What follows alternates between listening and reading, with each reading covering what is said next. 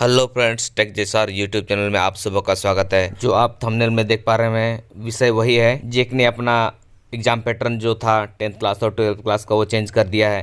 पहले था कि आप मतलब 40% ऑब्जेक्टिव था और 40% डिस्क्राइब था, और उसके बाद 20% आपको इंटरनल मार्क्स आपको दिया जाता था। वही अब चेंज कर दिया गया है, थोड़ा सा चेंज किया, ज़्यादा नहीं। जो नोटिस आया है वही आज हम लोग देखेंगे। चलिए अभी नोटिस में चलते हैं।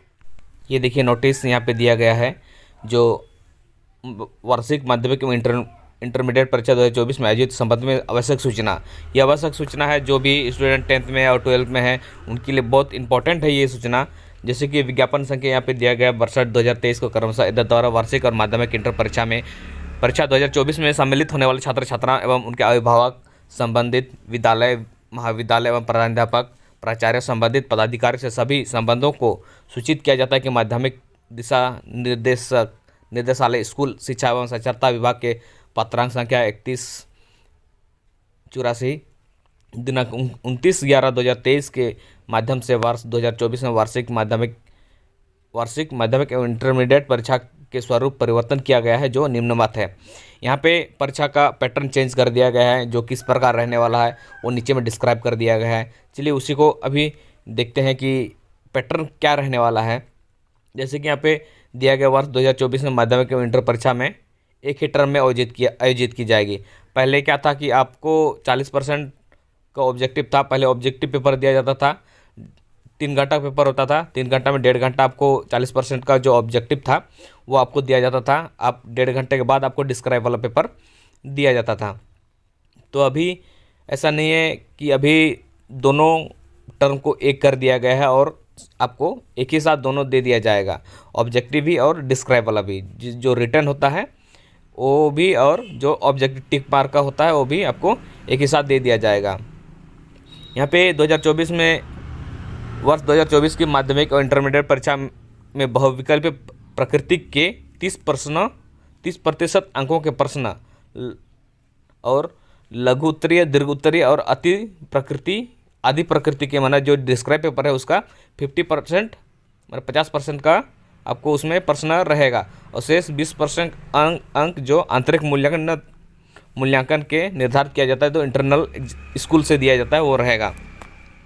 पहले क्या था कि आपको 40% ऑब्जेक्टिव था, उसके बाद 40% आपको डिस्क्राइबल पेपर था। शॉर्ट क्वेश्चन, लॉन्ग क्वेश्चंस वो सब मिला के आपको उसमें 80% का क्वेश्चन यहाँ पे दिया जाता था और 20% स्कूल से जो दिया जाता इंटरनल मार्क्स दिया जाता था। अभी वैसा नहीं है।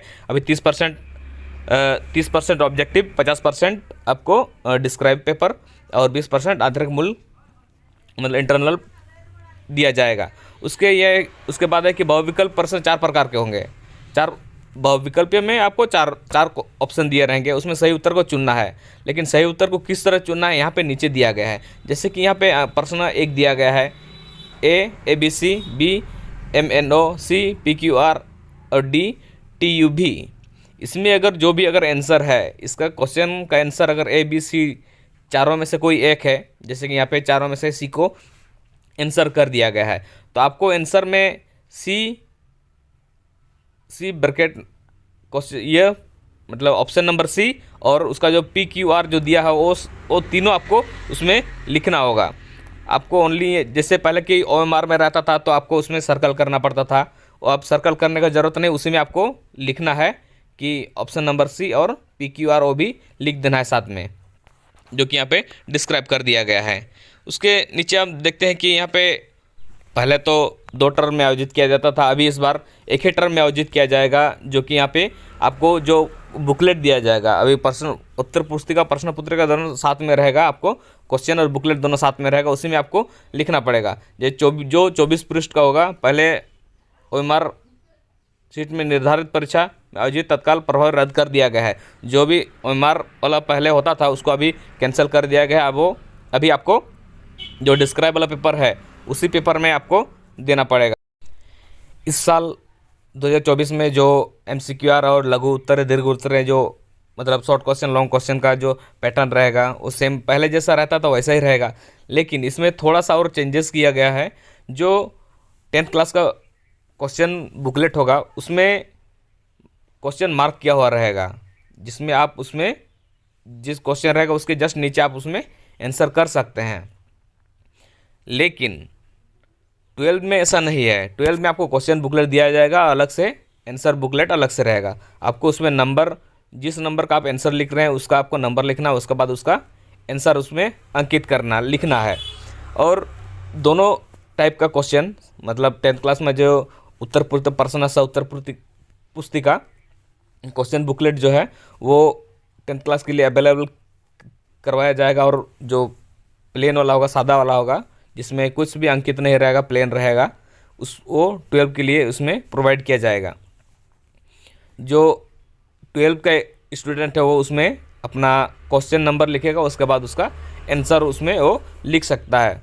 वो मतलब कंटिन्यू जैसे है कि 1 2 3, अगर मुझे 1 का आता है और 2 का नहीं आ रहा है अभी फ़िलहाल, तो हम डायरेक्ट उसमें 3 का क्वेश्चन मतलब नंबर देके उसमें 3 का आंसर उसमें लिख सकते हैं।